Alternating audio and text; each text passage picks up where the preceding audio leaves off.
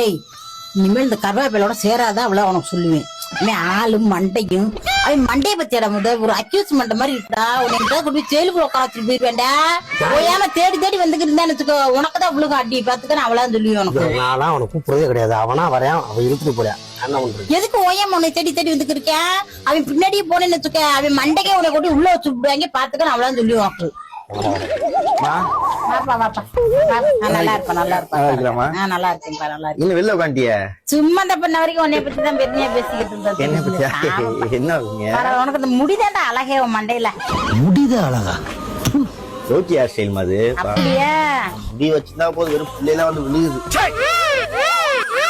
அதனால முடிய வெட்டுறதே இல்ல. சரி சரி அப்ப இந்த நித்யானந்தோட சேர்ந்துக்க, அதனால உனக்கு சரியா இருக்கும். ஏடா அப்படி உட்காந்து வெளில போவோம். கூட்டிட்டு போயிட்டுமா? கூட்டு போயிட்டாப்பா கூட்டிட்டு போயிட்டு நான் முக்கு கடையில் நிக்கிறேன் வந்துரு. அங்க நிக்கிறேன். சரியா சரியா சரியா உடம்பு பாத்துக்கோமா? சரி பச்சை புழு புரியுமா? பெரிய பிராடா இருக்கு நீ.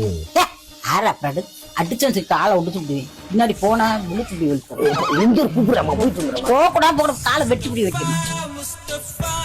நீ மட்டும் தான் அப்படி இருக்கியா? இல்ல அம்மா இப்படிதான் இருக்காங்க.